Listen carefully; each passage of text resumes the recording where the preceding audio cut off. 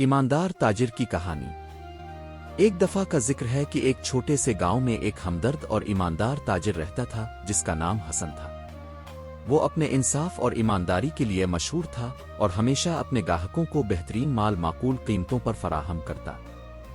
गांव के लोग इस पर भरोसा करते थे और उसकी शोहरत दूर दूर तक फैल गई थी। एक दिन एक अमीर आदमी हसन की दुकान पर आया और एक खूबसूरत कपड़े का टुकड़ा खरीदा। खरीदारी के बाद वो एक बड़ा बैग जो कि सोने के सिक्के से भरा हुआ था भूल गया। हसन ने बैग देखा और जान लिया कि ये इसका नहीं है।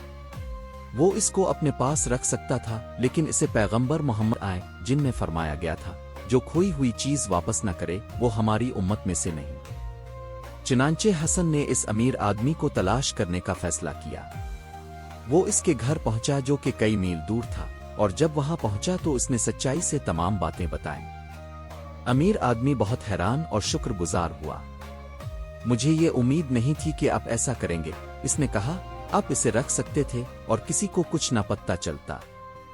हसन मुस्करा कर बोला, मेरे ईमान ने मुझे सच बोलने और ईमानदारी का रास्ता दिखाया है। हमेशा सच्चाई और अमानतदारी की अहमियत पर जोर देते थे। अमीर आदमी हसन की ईमानदारी से इतना मुतासिर हुआ कि इसने इसे एक बहुत बड़ी इनाम देने की पेशकश की, लेकिन हसन ने नरमी से इनकार कर दिया। इनाम अल्लाह के हाथ में है, इसने कहा। मैंने सिर्फ वो किया जो दुरुस्त था।